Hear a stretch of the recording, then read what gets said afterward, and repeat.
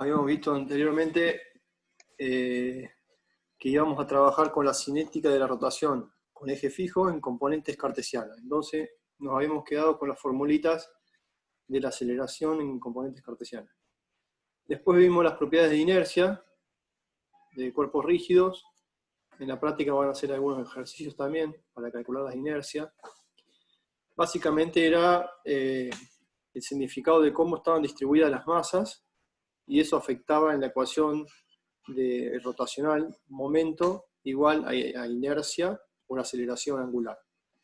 Entonces, las inercias tienen unidades de kilo por distancia al cuadrado, ¿no? Kilogramos por metro cuadrado en el sistema internacional. Lo que vamos a ver ahora va a ser las reacciones estáticas y dinámicas, siempre en este tipo de máquinas que podemos ver acá. Son máquinas con rotación con eje fijo, ya sea de turbinas, de generadores, como se ve acá hay un generador eólico sin transmisión, o sea, del tipo de direct drive, pero en este caso sería un generador, no es un drive, ¿no? No es un motor, sino un generador que se conecta directo a las palas, que hacen la máquina eléctrica mucho más chica, pero más grande, la máquina global más chica, pero más grande la parte del generador. Bueno, estos son ejemplos entonces de rotación con eje fijo. Lo que vamos a ver desde el punto de vista de la mecánica va a ser las reacciones, cómo van a ser, cuáles son sus efectos y el balanceo. Y acá sí tenemos que tener bien presente las propiedades inerciales que hemos visto de segundo orden, ¿no? Los productos de inercia. Luego vamos a ver las leyes en la rotación con eje fijo. Similares a las de traslación, existen también leyes para la rotación. La ley de trabajo de energía, la ley de impulso y cantidad de movimiento en la rotación.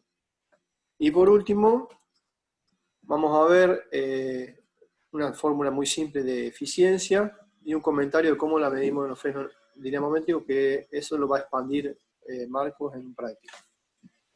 Al menos en la aplicación teórica la va a completar un poco más, de la parte eléctrica, ¿no? Y la parte mecánica es muy simple, así que la vamos a ver acá. Bueno, vamos a un resumen entonces de los tipos de fuerza que pueden aparecer como cargas exteriores en máquinas eléctricas. Las cargas exteriores pueden ser a distancia, o sea, producidas por cada volumen de elementos en movimiento. Puede haber fuerzas gravitatorias, de tipo de gravedad, o también de tipo electrostática y electromagnética. Entonces, habíamos visto en clases anteriores que estas fuerzas eran el gradiente de un campo. Y en este caso, las fuerzas de gravedad es del campo gravitatorio, y las electrostáticas y electromagnéticas debidas a campos eléctricos y magnéticos, que tienen estas formas que ustedes pueden ver acá. La forma del campo gravitatorio, a los fines de donde estamos nosotros parados, lo podemos considerar un campo recto hacia abajo, pero podría ser mucho más complejo en cuanto a mirarlo más lejos de donde estamos parados, del orden de magnitud, por ejemplo, de un edificio. No varía el campo gravitatorio, a cada punto le corresponde una fuerza, peso, dependiendo de la masa, y el campo está siempre presente, ¿no? Hacia abajo. En los campos magnéticos y eléctricos, este campo generado entre dos cargas, acá en un solenoide, tienen esta forma muy no homogénea, no es algo que sean líneas rectas perfectas, tienen estas formas complejas, y las máquinas eléctricas, como van a ver en la carrera, se diseñan para aprovechar estas formas y las interacciones con la ley de Lenz y otras leyes electromagnéticas. Y se producen fuerzas variables en magnitud y dirección, en general. Después van a ver que se ponen varios polos para homogeneizar esas fuerzas variables y mantener en promedio una fuerza constante o un torque constante. Entonces, no vamos a ver todo el diseño de máquina eléctrica, vamos a ver un poco de afuera de los tipos de fuerzas. Y las cargas por contacto son fuerzas que aparecen en las máquinas rotativas en los apoyos, son producidas en los elementos de máquina. Cojinetes sustentaciones del tipo hidrodinámica, que son como con jinetes, pero a la vez con lubricante a presión, y rodamiento en máquinas un poco más chicas, y de menor número de vueltas. Y se busca que estas cargas por contacto sean nulas, tengan un valor nulo, que sean autocentrantes la forma en que rotan, y así. Es todo muy específico de la mecánica. Bueno, vamos a un poquito globalmente, visto de afuera, siempre con la aplicación de la máquina eléctrica, a los pares de fuerzas que aparecen en un rotor. Cuando yo le hablo de pares son momentos, ¿no? Producen giros. Acá tenemos el primer tipo de par, el inducido momento interno, generado por fuerzas electromagnéticas de atracción y repulsión que el inductor ejerce a distancia sobre el inducido. Recuerden, si este es el inducido, acá afuera tendríamos un estator. Este cuerpo gira sin tocarse con el estator, hay una pequeña luz por la cual se generan las líneas de campo viajan, ¿no? Está el campo ahí presente todo el tiempo, se generan las interacciones. Acá puede ser un rotor del tipo bobinado, puede haber un montón puede ser de imanes permanentes, puede ser un montón de configuraciones. Y hay una luz para que no toque, esa luz también se refrigera para evacuar el calor que se genera, y así hay muchas cuestiones de diseño. Pero básicamente, por ejemplo, en una máquina generadora, tenemos un inducido que sería la carga, y en el motor el inducido sería la parte genera el torque motriz. Acá les hago una pregunta. Tengo la figura de la izquierda, la de la derecha, con flechas verdes y flechas rojas. ¿Qué les parece que es la flecha verde?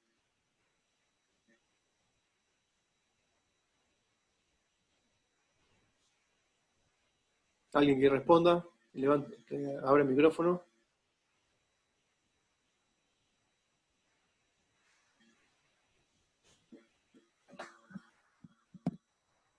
¿Estoy solo? ¿No es la aceleración tangencial la que tiene? Son todos pares. ¿Qué sería lo verde y qué sería lo rojo? Lo verde no sería la fuerza de inercia. No. Si leen la diapositiva se lo dicen, pero yo quería que lo... ¿Es el inducido, profe? No. Lo verde es el par de entrada y lo rojo es de salida. O en oposición. O sea que acá tenemos... ¿Esto qué sería? ¿Motor o generador? Esto que ven acá. Si este es el de entrada. Un generador. Este es un generador. Yo le entrego un momento exterior, un par exterior, proveniente de una máquina, puede ser de alas de turbina, de lo que sea. Produzco el movimiento de los conductores aquí.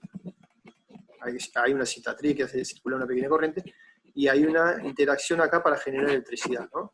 Entonces acá, este momento de inducido es una carga en oposición al que yo estoy generando. Esto va a ser, obviamente, acá quiero generar energía eléctrica. Y este F, momento de rozamiento, siempre va en oposición a lo que yo quiero girar, ¿no?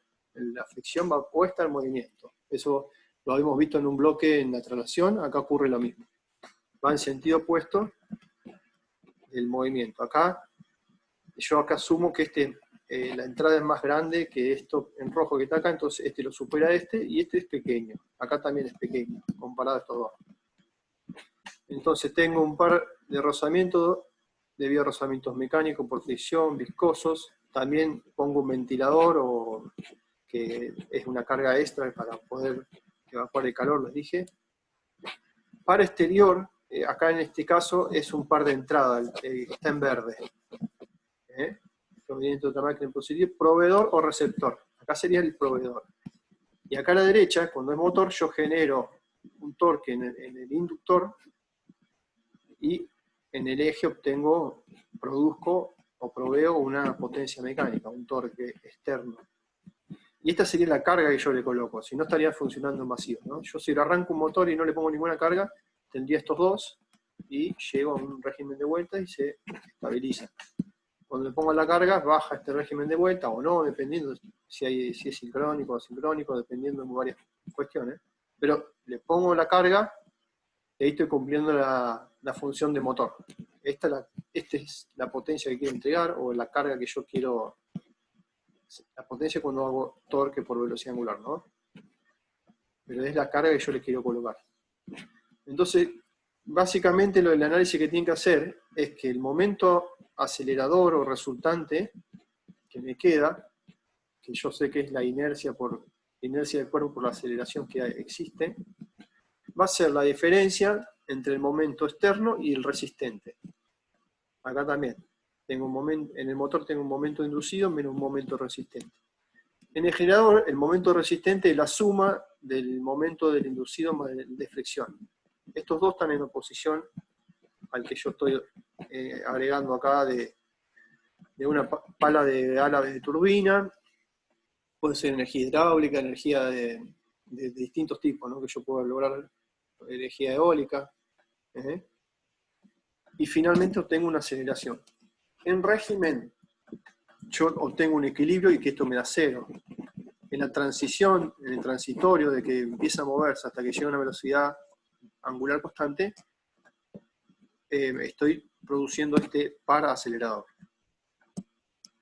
¿Eso está claro? En ambos casos, ya sea generador o motor, en régimen, acá tengo un 0, alfa es 0, porque se queda a una velocidad angular constante, y estos momentos se equilibran, no es que no existan, se equilibran. Este es igual a este y este igual a este. Por eso me da 0. Bueno, acá les puse la parte de reacciones, que yo no, esta vez tampoco pude, cuestiones propias, no pude pasarlas a la diapositiva. Lo vamos a ver del libro, lo vamos a ver y ustedes lo van a leer también cuidadosamente. Básicamente, para calcular las reacciones de los apoyos, primero hay que saber las reacciones estáticas. Las reacciones estáticas lo tienen que saber calcular por método de la estática, primero, y separar de las vías.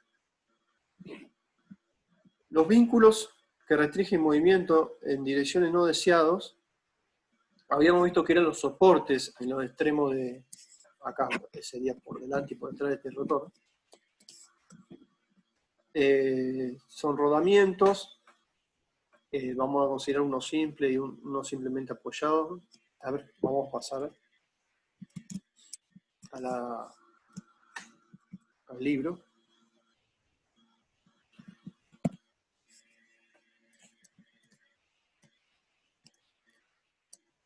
Y un dibujito.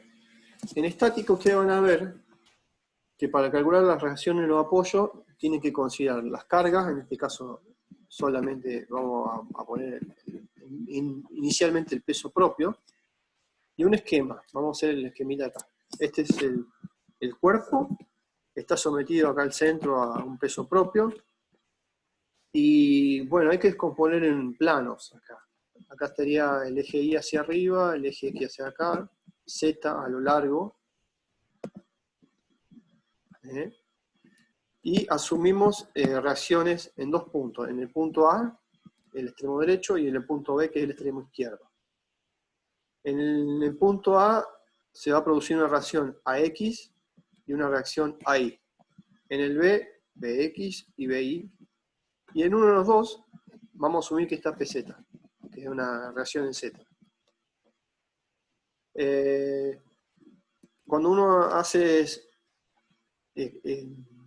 equilibrio de fuerzas, por ejemplo hacemos AI que va para hacia arriba más BI igual a más W igual a 0, vamos a encontrar esta ecuación, ¿no? En el vertical, AI más BI menos W igual a 0. En las X, cuando esté el peso hacia abajo, y el plano Y también está alineado con el peso. En las X hacemos sumatorias y no encontramos nada. El peso no tiene componente en X. Entonces nos queda AX igual a BX igual a Z. Y en Z nos quedaría que si existe una carga PZ, va a haber una reacción ya sea en A o en B. En este caso le puse AZ, pero puede ser en B también. Bueno, de las ecuaciones se puede determinar que el AI igual a BI igual a W sobre 2. O sea, yo si despejo AI de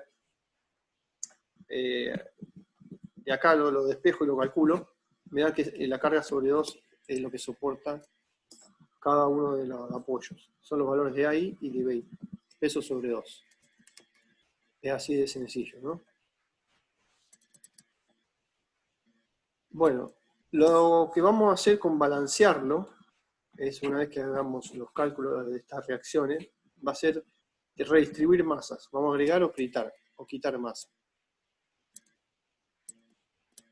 Ya habíamos visto anteriormente el equilibrio de fuerzas y momentos, y ahora vamos a usar las reacciones como si fuesen esos momentos externos, y estas reacciones que hay, AX, BX, AI, BI, queremos que desaparezcan, digamos, que esté girando, pero sin producir fuerza sobre los cojinetes. Estas reacciones AX y AI, si yo las compongo, me dan unos vectores que están en este plano y otros en este plano, que van a estar reaccionando.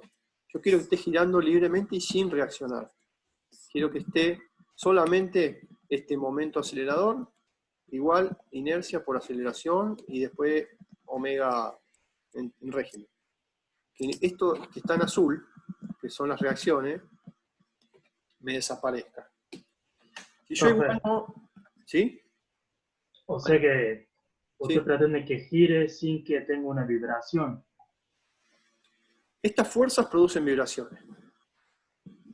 Estas componentes de fuerzas van a producir vibraciones. Pueden ser senoidales, cosenoidales, armónicas, no armónicas.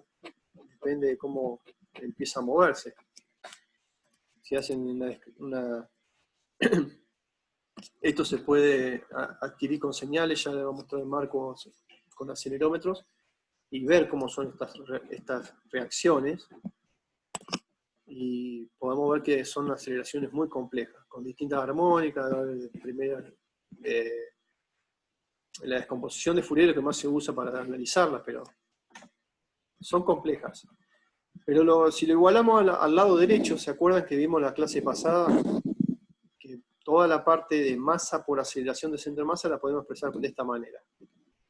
Y la parte en rotación no quedaba tan sencilla. Acá sí queda inercia por aceleración, pero acá me quedan estos dos productos cruzados por la aceleración y estos productos cruzados, productos de inercia, productos de inercia se llaman, por la velocidad al cuadrado, velocidad angular.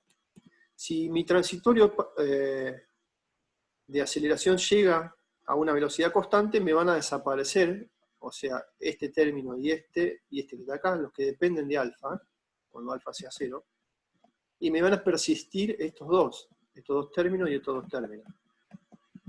Fíjense que el IXZ trabaja tanto en el transitorio como en régimen. Y acá también, IZ, o sea, la distribución de masa de los productos de inercia IZ, en el transitorio de aceleración y también en régimen.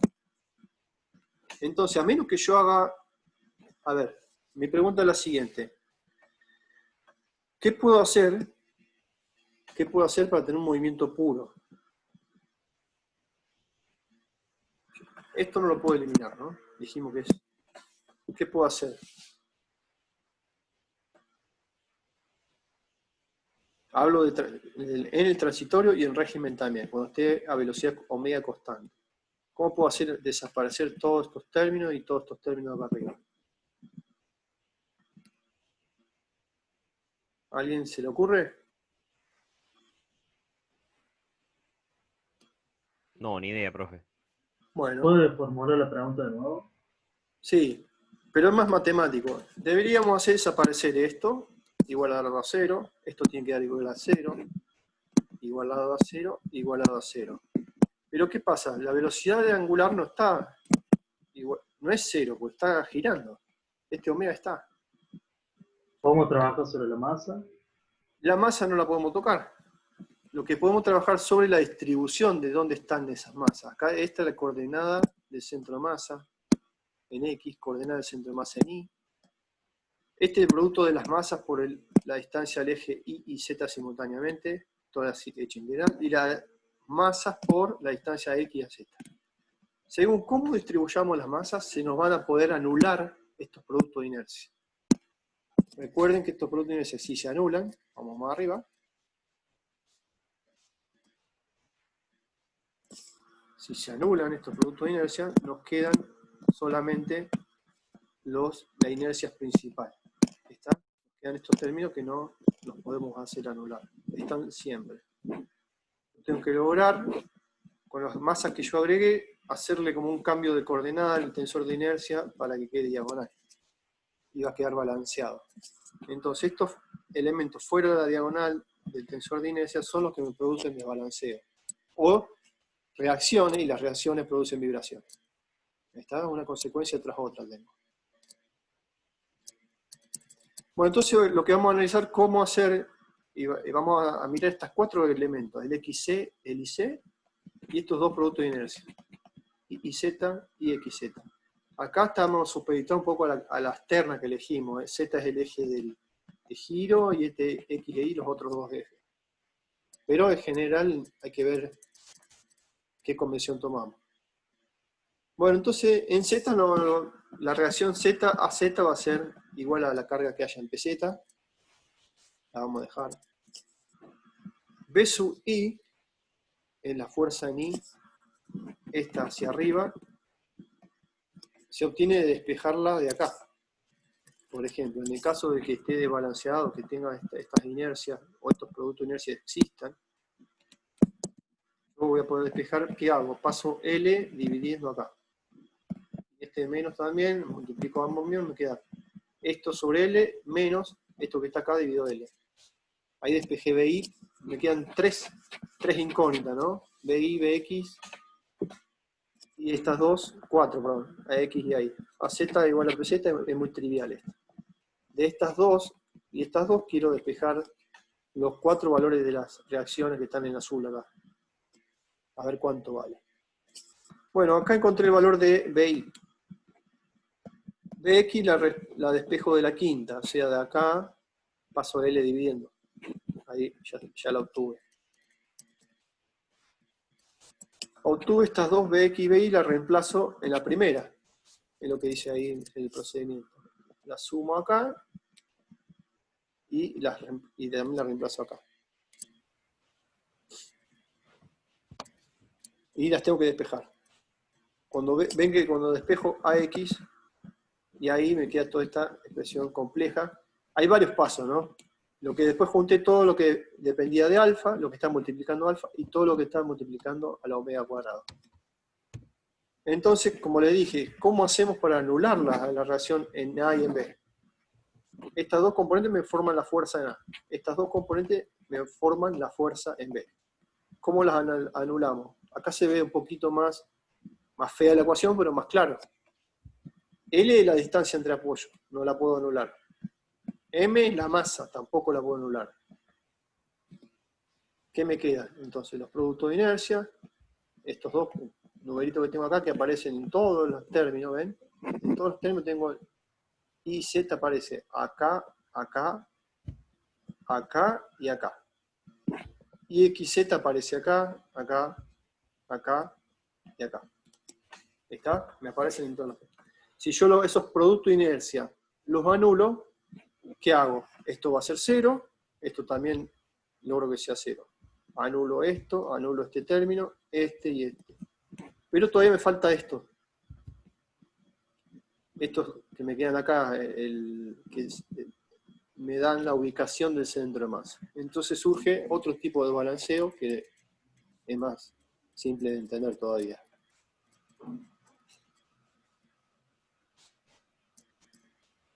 Si yo primero logro que el centro de gravedad pase por el centro de masa, o sea, por la coordenada, si hago que esa coordenada XC y C se haga nula,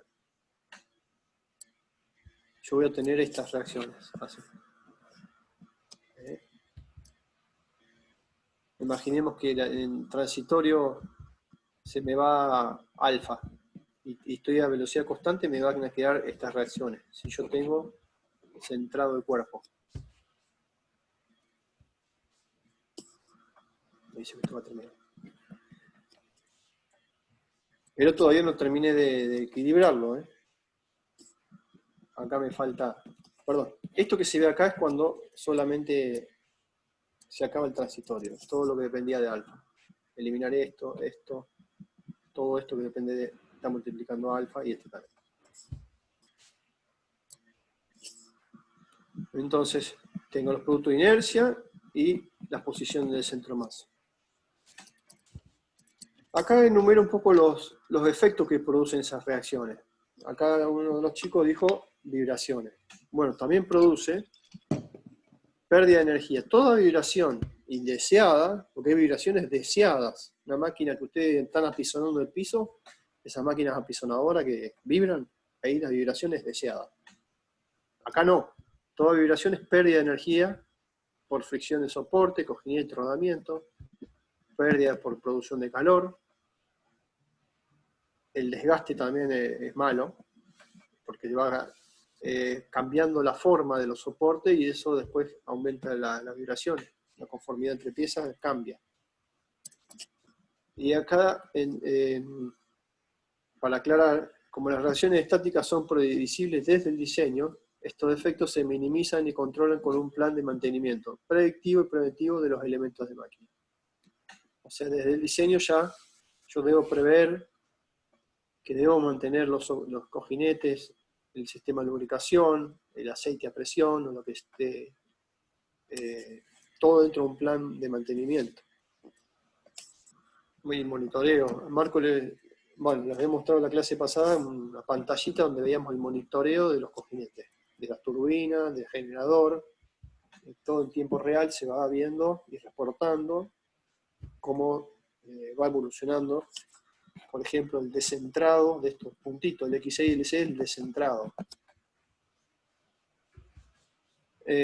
Monitoreos críticos en las reacciones dinámicas, por ejemplo, en turbinas de vapor. Estas reacciones entonces son debidas a las velocidades, son la parte dinámica, ¿no? Bueno, más efectos están acá. En la máquina, acá dice,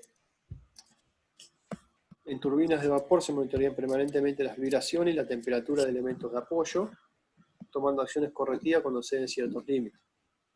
Entre los efectos de las reacciones dinámicas se recargan los mismos efectos ya enumerados para la reacción estática, agravados por el carácter rotante de las mismas que pueden producir momentos en ejes ortogonales al rotor. Esto es lo mismo. Es una repetición del efecto de reacciones dinámicas. Pérdidas por fricción, o sea, las que dependen de la velocidad de régimen, ¿no? De omega y del intransitorio. Son las mismas de las estáticas y agravadas. ¿Por qué? Son fuerzas que son proporcionales al cuadrado de la velocidad angular, ¿no? Conforme aumenta esa velocidad angular, aumenta la fuerza. La deformalidad de los soportes de carácter rotante de las reacciones dinámicas hace que se produzcan vibraciones transmitidas del cuerpo rotante a los apoyos, y recuerden que estas vibraciones se pueden transmitir a otra máquina contigua, a una sala de metrología, a otros lugares, que pueden ser muy indeseadas. Las vibraciones producen ruidos, pueden afectar la salud de las personas cercanas a la máquina, se pueden producir roturas por fatiga del material de los soportes, o sea, estas vibraciones que una vez oscilante y a un determinado régimen, en las tensiones, si vemos las tensiones de los elementos, también son oscilantes las tensiones. Si el cuerpo rotante desbalanceado pertenece a una máquina herramienta, la vibración afecta la calidad de la producción. O sea, si está fabricando algo la máquina y vibra, después van a ver la pieza que está fabricando como vibrada. Si la frecuencia de las vibraciones coincide con la frecuencia natural de parte de esa máquina, debido a la resonancia, se amplificarán las vibraciones y pueden tener un efecto destructivo, aflojar elementos de unión, romperlos, poner en peligro a personas. Recuerden que cuando una vibración de una máquina coincide con la natural de otra, está en resonancia. Incluso ocurre también cuando está cerca de la frecuencia natural. Chapas, vidrios, por ejemplo, los vidrios en su casa, a veces pasa un camión por la calle, hace boom, y ustedes escuchan que el vidrio resuena y vibra. Coincide la frecuencia de sonido con la frecuencia de vibración del vidrio, ¿no? ¿Les ocurre o no? Sí, sí, pasa. Sí, sí, ocurre un montón. Y además puede vibrar hasta, no sé, una chapa de una alacena, un estante, algo que pongan sobre la mesa. Justo coincide la frecuencia natural con algo de un camión que pasó ahí afuera de la universidad. A mí pasa ahí en la oficina de C3I que está al lado de la calle. Me coincide y vibra, ¿no? Hay una Te coincidencia de cuento una vibración. anécdota. ¿Sí? En la planta nuestra, cuando las turbinas están arrancando, cuando arranca la turbina de gas número 12, que es la que más cerca está de la sala de control, cuando pasa por la frecuencia de vibración natural, tiene dos frecuencias naturales durante la aceleración para llegar a la velocidad de régimen, en la segunda vibra todo el piso. Y estamos a 60 metros, ¿no? Entonces, eso también pasa, se transmite toda la vibración por el piso y termina vibrando todo el suelo. Sí. Sí, también hay que tener en cuenta esto que está acá. A veces uno no se da cuenta, hay mucha gente. La Otra vez, profe, zarandeadora. una ¿Sí? experiencia que me pasó era, yo estaba en un lugar y por ejemplo aterrizaba un Hércules, ahí en la base, en la escuela de aviación militar, y estaba a 1 kilómetro y cuando ya tocaba piso, el sonido de la vibración, o sea, el sonido de las 4 hélices se amplificaba en el piso y se sentía como vibraba a 1 kilómetro de distancia. Sí, sí, se nota. Se nota. Para darle otro ejemplo, metrología, y ese metro que está enfrente de la Católica, se hacen mediciones muy, muy precisas. Y algunas mediciones se pueden hacer después de las 6 de la tarde, cuando las industrias que están enfrente, Hokun y varias, ya no transmiten vibraciones por el suelo. Imagínense la transmisibilidad de los suelos, qué importante que es, ¿no? Por eso cuando hacen estos mantenimientos, a veces que viene una máquina compactadora de suelo, máquinas vibratorias que apisonan, hay que tener mucho cuidado de que no afecte o no coincida con la frecuencia de otra cosa, ¿no? De algo sensible a esa frecuencia. Nunca se hace, ¿no? Andar diciendo, no, acá va a venir gente que va a poner una pisonadora a determinada frecuencia. Nadie hace eso, pero sí hay que tener cuidado. Bueno, proteger a los operarios ni hablar. ¿Les queda claro entonces que para el planteo matemático parece súper complejo, pero en realidad es de despejar las dos reacciones en los apoyos? Esto es equilibrar dos planos. Hay componentes dinámicas que dependen de la aceleración y otras de la velocidad. Las de la velocidad en régimen son estas, aunque la velocidad sea constante, siguen estando estas reacciones, son indeseadas. Vamos a ver cómo se me está por acabar el tiempo, unos 2 minutos. La podemos empezar y bueno, si se corta lo reinicio. Eso da una clasificación. Si yo solamente hago que el peso total del cuerpo pase por el centro de masa, se me anulen estos X de centro de masa y de centro de masa, los anulo, lo que logro solamente es un desequilibrio, o un equilibrado estático. Cuando son distintos a cero es un desequilibrio estático. Cuando logro que esté bien ubicado, ahí lo logré balancear estáticamente. Dinámico, el desequilibrio es cuando estos productos de inercia son no nulos. Estamos hablando de estas inercias que están acá, estos I que ustedes ven acá, I, X, Z, Y, Z. Cuando estos son no nulos, está desbalanceado dinámicamente. Y si los anulo, va a estar dinámicamente equilibrado. Entonces, ¿cuándo va a estar completamente equilibrado estática y dinámicamente? Cuando todos sean nulos. Cuando yo logre acá, cobrar un 0 de cada lado, o sea, estas reacciones se van a anular. Van a desaparecer, porque yo anulé los productos de inercia y distribuí las masas para que el peso pase por el centro de masas. Vamos a ver los dibujitos y después vemos cómo es el tema de la masa.